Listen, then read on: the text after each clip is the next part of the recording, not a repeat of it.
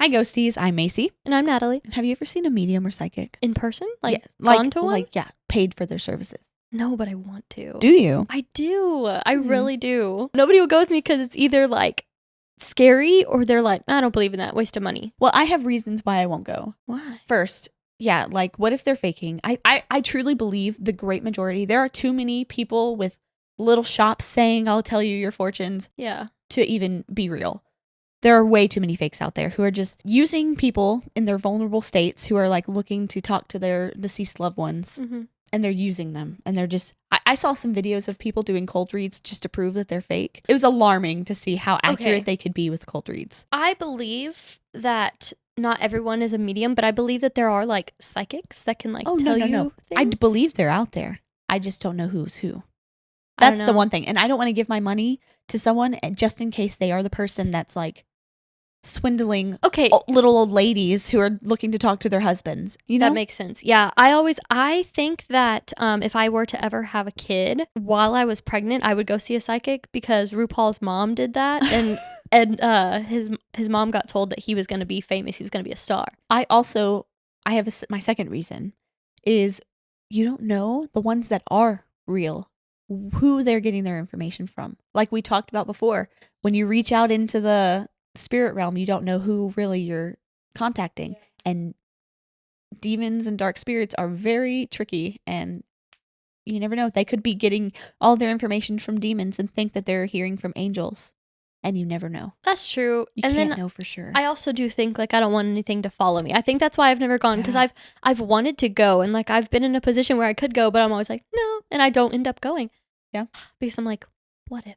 I mean, I think it would be fun, but I'm not for those reasons. I don't know who's true, and I don't want to accidentally speak through a demon. I don't know. I would love to go and give them nothing. Mm-hmm. And so I don't want to walk in and be like, I'm 24. I thought you meant like not pay them. No, like, that's kind of rude. No, like give them no information about myself and just definitely. Let them if I were to ever see one, I would not read my energy. I'd be like, hey, tell me. So fraudsters aside, there have been many instances when a medium, psychic, or just even a regular person has predicted the future correctly. And I wanted to talk about those instances today. So we'll be telling stories of people who have predicted the future accurately and have seen the past accurately too. So very, very interesting stories. It's so strange that we're talking about this today because of what happened yesterday. Oh, yeah. We were supposed to film yesterday, and I called Macy in the morning because I was having a dream of one of my friends that she had told me she was pregnant. And I was like, and I had been thinking about her. Like, I don't know. She just kept popping up in my brain. Like at random times, I'd be at the gym and just start thinking like, wonder what she's up to. And then I had a dream that her and her husband were telling me that she's pregnant. She texted me something completely off topic that morning. And as I was going to type, oh my gosh, so weird that you texted me. I had a dream you were pregnant. She goes, oh, by the way, I'm pregnant. I knew. I am something.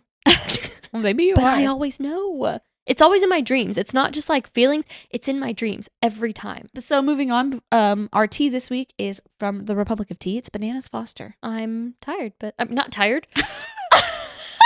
I'm scared. Let's go. And also tired.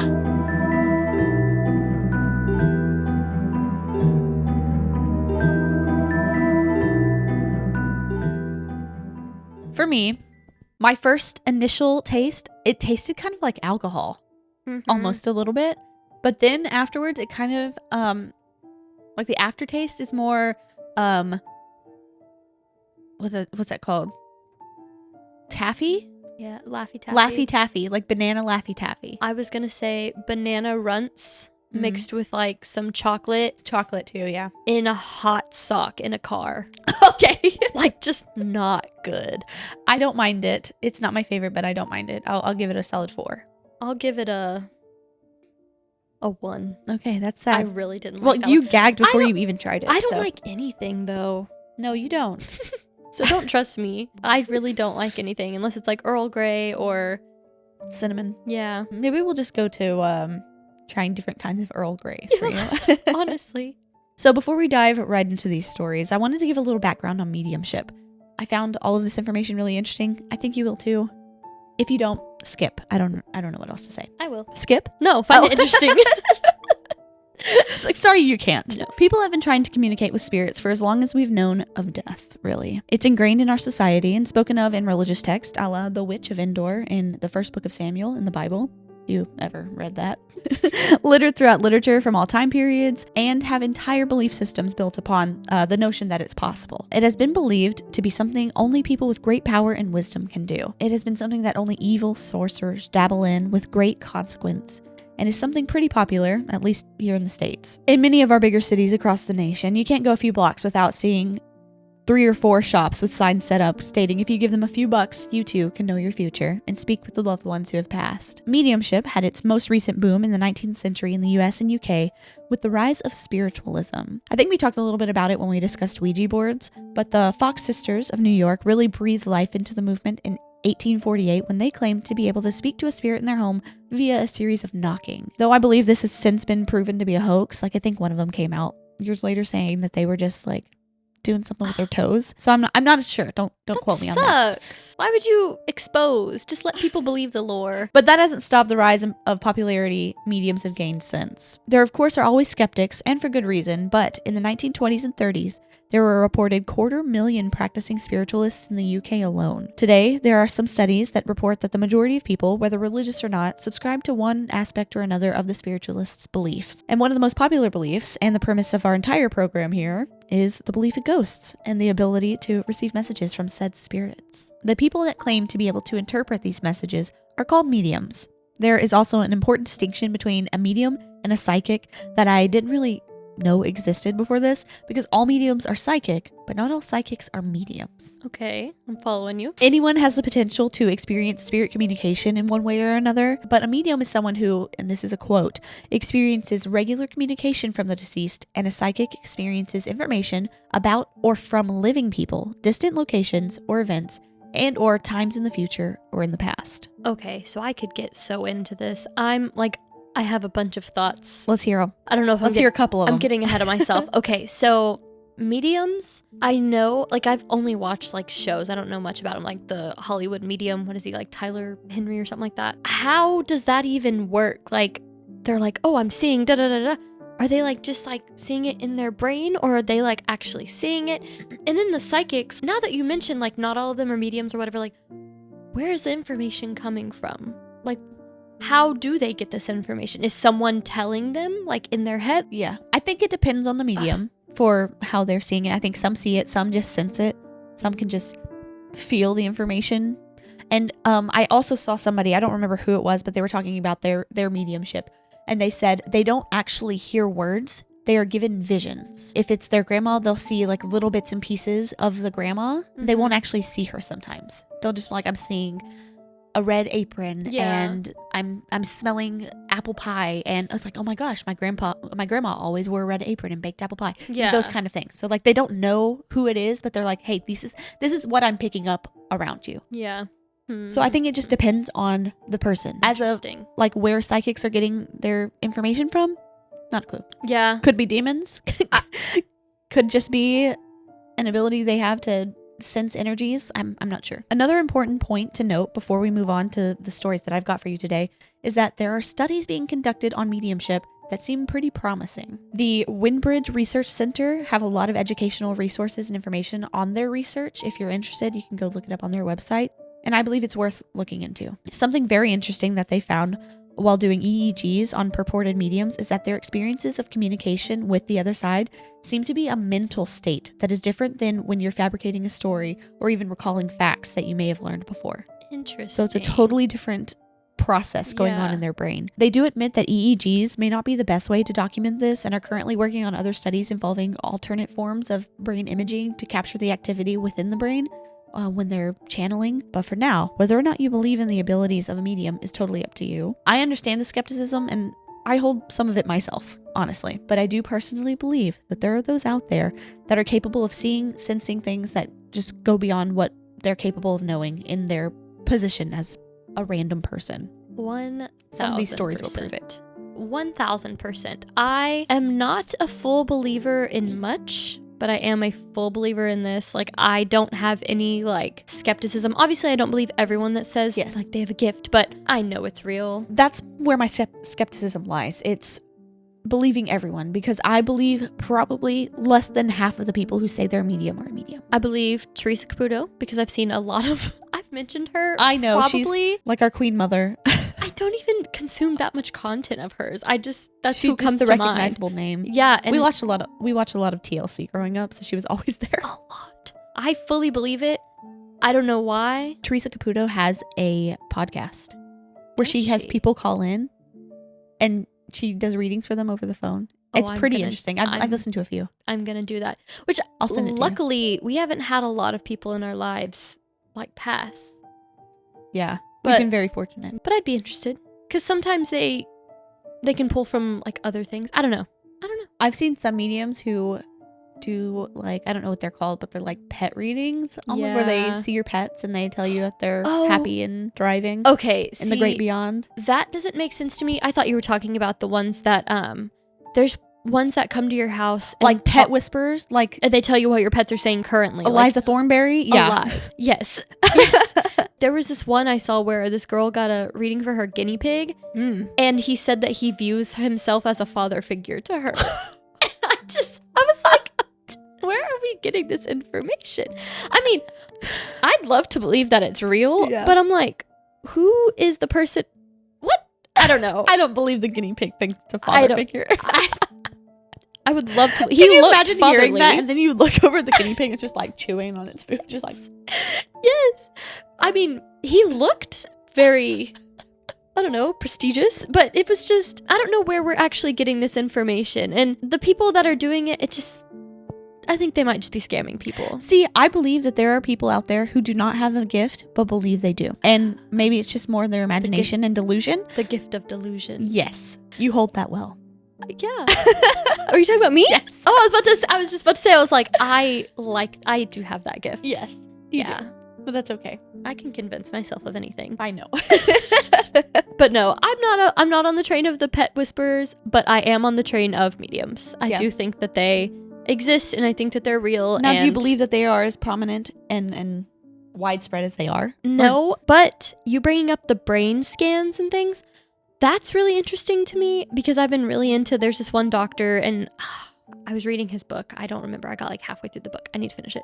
But like his clinic specializes in like brain scans and things, and I don't know. I'm super into that. Mhm. And so it's like, do we all have the ability to tap into that? Or are there certain people born with? Yeah, that is interesting to think of. Yeah. Like, is that something that our brains are all capable of, and just some people are more open to it, or I don't know. their brains are able to do it 'Cause- more naturally? Yeah, because I think that our brains are just extraordinary. I don't know Yeah. how else to say that. Hearing the brain scan really makes me like start to question, like, okay, is this like a biological thing that we have access to? Yeah. You know what I mean? I do know what you mean, and I'm not sure I know the answer. So I'm very, very intrigued. Hopefully the Windbridge Research Center is bringing us answers soon.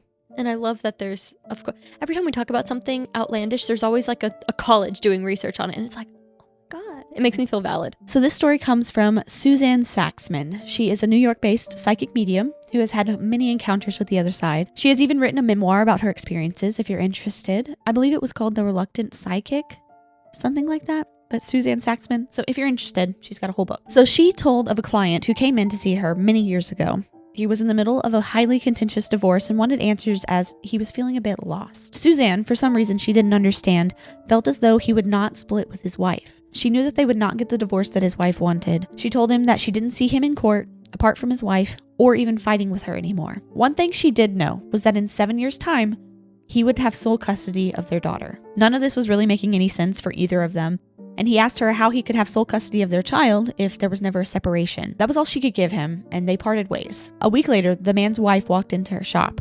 She was obviously shaken and very emotional, sobbing as she tried to form her words. She told Suzanne that after her husband had seen her, he came home and told her everything that the psychic had told him. The wife had laughed and even mocked him for trusting in the advice of a medium, as she was going through with the divorce, and that was the end of it. Just days after the man saw Suzanne, he took a business trip that he had taken many times before. He had traveled in a small plane with a friend, and before they could make it to their destination, the plane crashed and neither man survived. He died? He died.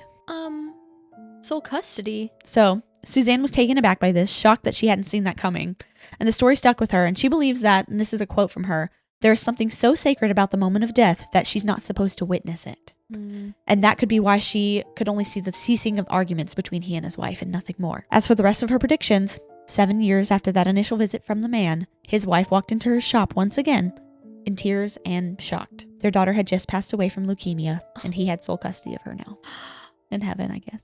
I just got chills. Oh my God. That's so sad. I thought very sad, but very wild. That is crazy. I don't know if the right words appreciate or like, I don't know. I like the fact that she can't tell people like, you're gonna die. Like she just that's interesting. I also like the fact that she was like, this is what I'm seeing. I'm sorry it doesn't make sense to you, but this is all I have. And I don't know how to interpret it for you, but you'll just have to basically see. And she wasn't trying to like push anything do more. Or that's interesting. That's crazy. That was a really sad one. That one has stuck with me. I've been thinking about that one for weeks. Okay, so now if I don't want to go to one because I think I would panic myself into believing something bad was going to happen. I think you would too. If they were like, I see sadness, I'd be like, everybody gonna die. And it would really just be because like, I don't know, I got like a flat tire. I don't know, something small. We've talked before about premonitions coming to people in the form of dreams, just like apparently you have. Yep. And I wanted to throw a couple more stories that I found in here as well. They were so intriguing and I just couldn't pass it up. One woman, we'll call her Kate, had premonitions and experiences with seeing events before they unfolded on many occasions in her life. Though she didn't see herself as much of a psychic, she did believe she may have been sensitive to receiving messages from the other side. The most emotional and intense encounter like this that she ever experienced was also the closest in terms of time when she received the vision and when the actual events had unfolded. It was on the night of November 1st when she first fell asleep, nothing out of the ordinary from her normal routine. Sometime between 4 and 5 a.m., she awoke from a very intense dream.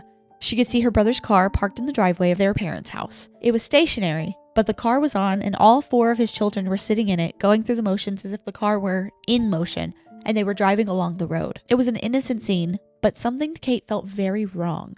She approached the car with panic and concern, banging on the window of the back passenger door, pleading for them to get out of the car. They could all see her, but they wouldn't listen to her warnings. The oldest, who was driving the car, told her aunt that she didn't want to leave and continued on playing as if she were driving her siblings around. The 2 kids sitting in the back seat realized how important it was to get out and told Kate that they would do so. But before they could, everything seemed to just shift and change around her. Kate was now standing in the middle of the road, hugging a woman that her family had known and been close to in her childhood. Though the woman was much older, she seemed to exude strength in her body and spirit. The hug was warm and inviting, and Kate felt safe in her embrace. Suddenly, everything around her changed again, and Kate woke up abruptly, in the way that you do when whatever you had been thinking before disappears and you're left with overwhelming feelings of worry. It took her a minute to kind of piece together what she had seen, but all she knew is she felt panicked. Kate tried to brush off those feelings and return to sleep, but couldn't get back into a state of rest. Finally, at 8 a.m., she decided to text her brother everything she could remember about the strange dream she had just had, ending with the embrace of the woman she hadn't seen in many years. Not expecting a response back, as her brother was probably on his way to work at that point, she set her phone down and was set to go on about her day, trying not to think of the nagging feeling she had of just such a strange dream. Immediately, her phone began to ring. Her brother was calling to tell Kate that all 4 of his children had been in an accident that morning on their way to school. Aside from a few bruises and the car being completely totaled, everybody was going to be okay. Kate believes that she was seeing the accident that would occur later that morning and that their old family friend was letting her know that the family was protected and everything was going to be all right.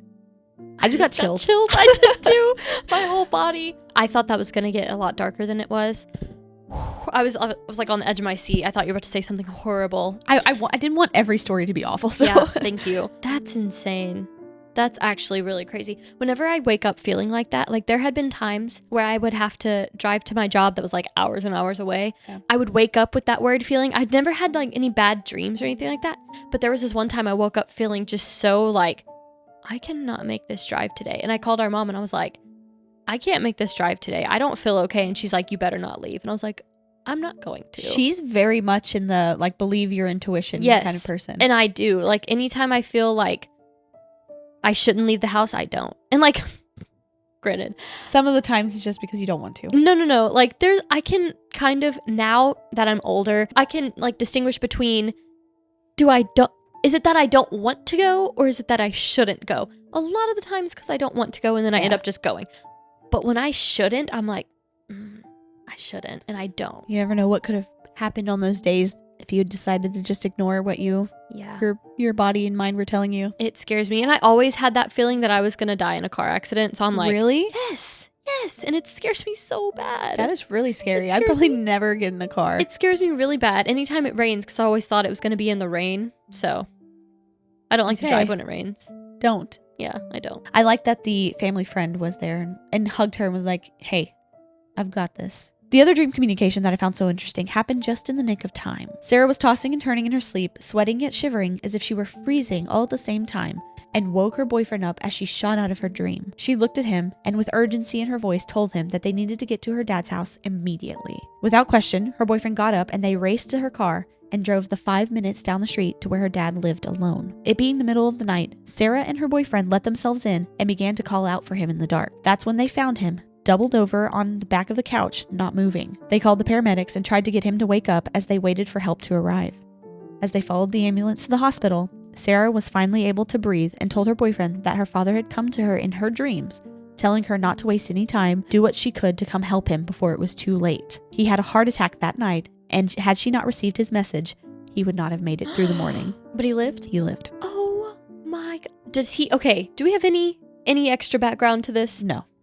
Oh it's my just gosh. Someone telling their experience. I would love to hear if like he remembers that or anything, or if he knows that he did that. We gotta find Sarah. I can't go on. No, I would like to know that too. I would assume he wouldn't.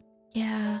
Because I feel like your spirit, when it's in such distress and just calling out for help, you kind of get back to your body and you're just healing. Your whole spirit and soul is focused on healing. Yeah, but there are like near-death experiences where people are like, I was watching the doctor operate on me and I was doing that and then I went back in my body and I still remember this. So like, what if he remembers?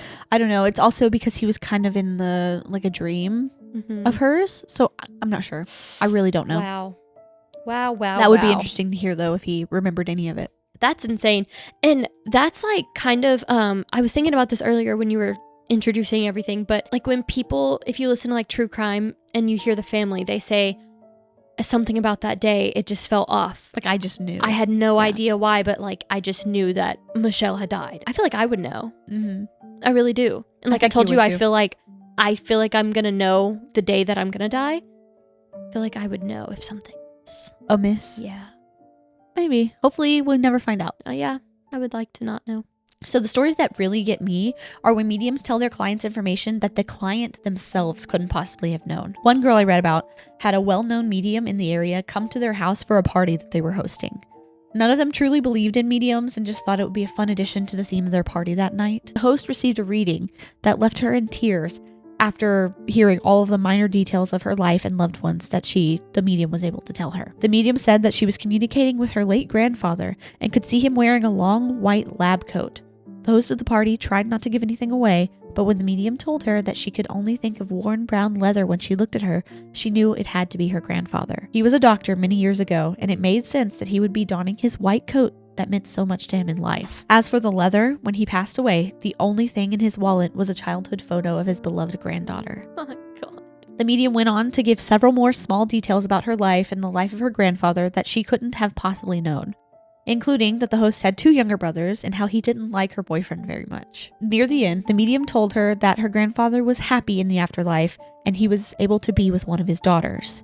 This gave her pause because the only daughters that he had were her mom and her aunt, and they were very much alive still. She asked her mom about it the next time they spoke, and that's when she told her about the daughter that her grandparents had that was stillborn. Nobody had talked about it because it was a great source of pain for her grandma still, but it was a comfort to know that her grandfather was now able to spend time with her in a much happier place. That's so beautiful. I know it's so sad, but like the girl getting the reading herself didn't know about it. Yeah. So how could she have given anything away to the medium, you know?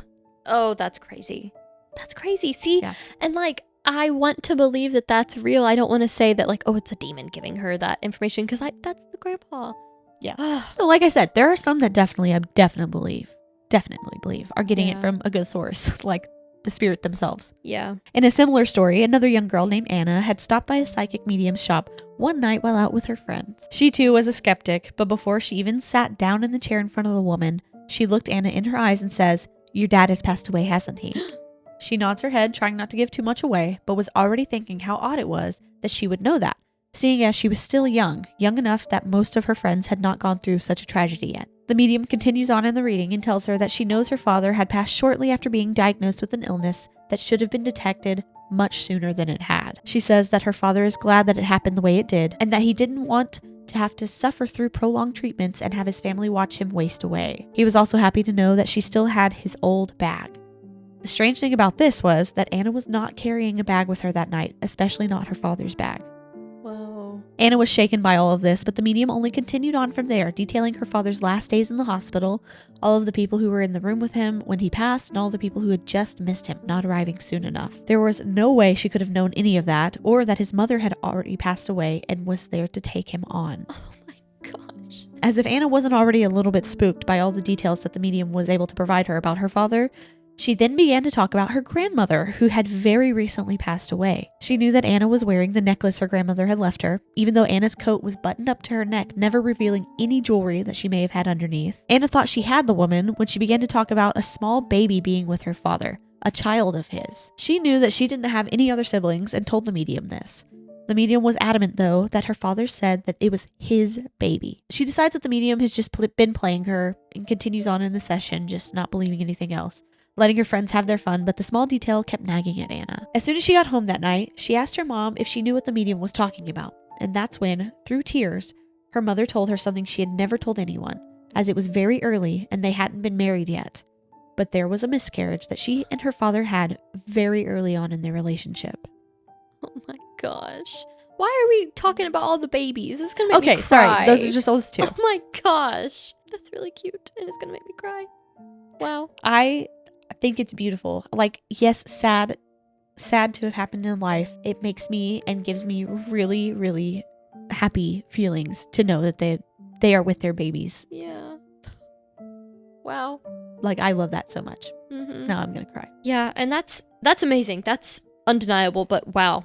Just tragic and sad, but happy in the end, I guess. Happy in the end. One very heartwarming story that I came across nearly had me in tears, so of course I need to share it with you as well. Jason had sat down with a medium that he had heard great reviews from the town over from where he lived. Almost immediately, the psychic had told Jason about a short, chubby, red-haired woman was coming through saying, "Ethel, Ethel."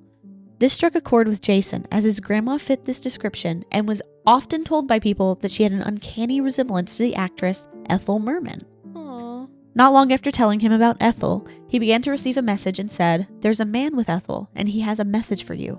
He wants you to tell Ruth that he loves her." This is when Jason knew that the medium had to be the real deal, as his father, who had been married to his mother for nearly 40 years, always called his mom Ruthie, as her middle name was Ruth. Nobody but his father ever referred to her by her middle name. Then the medium shocked him even further by saying, "There's more. He wants you to tell her that she can get rid of the neckties now." Oh no. His mother had held on to his clothes, even though it had now been years since he had passed. Jason was shocked by all of this information that this person seemed to have on his family and called his mother as soon as he left the session. Of course, he relayed the message of love to her and asked if she still had his clothes. She said, "Well, actually, I didn't tell you, but I finally cleaned out his closet and took everything to Goodwill 2 weeks ago." Jason replied, "That's so weird. The medium said that Dad said you could get rid of his neckties now.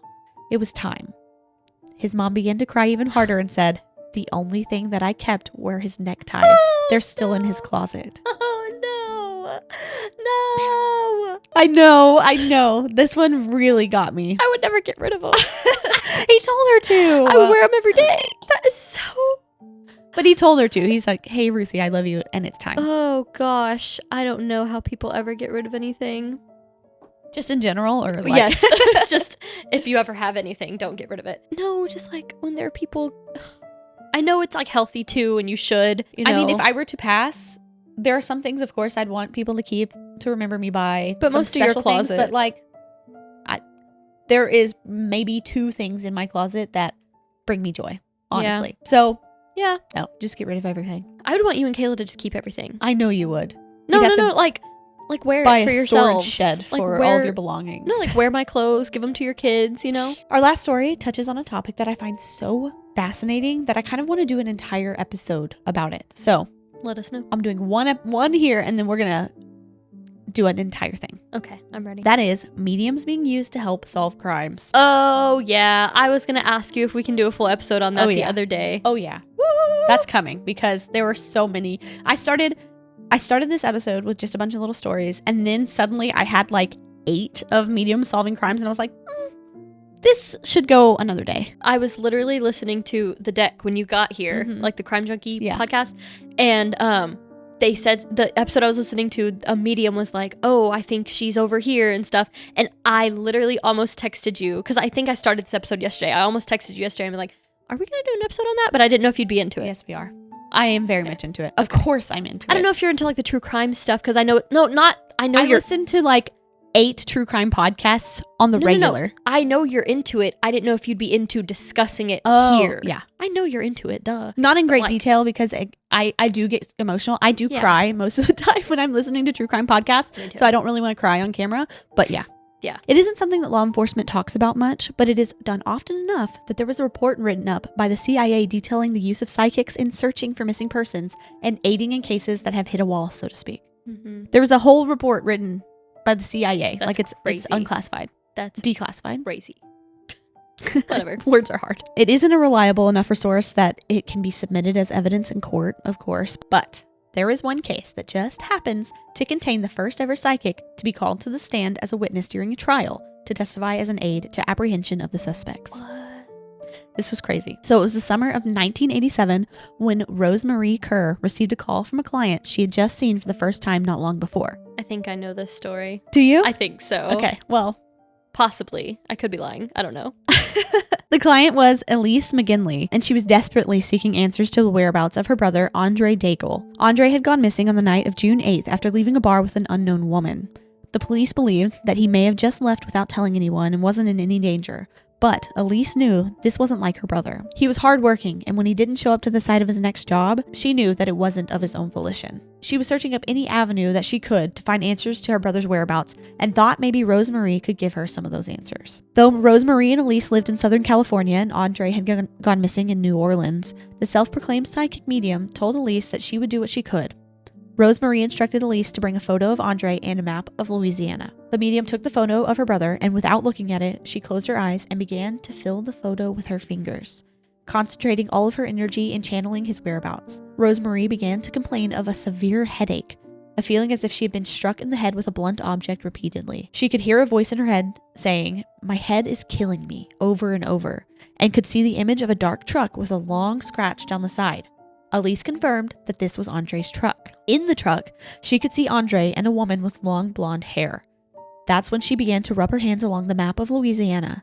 She felt a sudden jolt of electricity in her fingers as she passed over a town called Slidell, which is just 30 miles north of New Orleans. She could see the image of a long, low bridge, sandy beach, the number 7, and swampy terrain. Not knowing what any of this could mean, Rosemarie told Elise that they needed to be quick and that they would find Andre there. Oh my God. So they're like, quickly, as fast as you can, get to Slidell. Go. The family raced to Slidell to find their beloved brother and son, and just as they were about to turn on the long bridge into town, they were passed by Andre's truck driving in the opposite direction. They could see 2 men inside, but neither of them were Andre, and Andre's brother Chris detailed that evening with this quote: "I pull alongside and there is Andre's truck with these 2 guys driving it. So I fall back and yell to my sister in the other car, 'You get off and call mom. Tell her to call the police, city, state, everyone. Tell them we are going east on I-10. My sister exits and we keep on behind the truck. But then I can tell they realize they're being followed. They start trying to fake us out, making like they're going to exit and then at the last minute swerving back onto I-10. But I stay with them. Then they turn onto Highway 11 outside of Pearl River. Now we are following them down a dark, deserted highway surrounded by nothing but trees. And I'm thinking my sister's going to tell the police we are on the interstate, but I'm also thinking we can't lose them.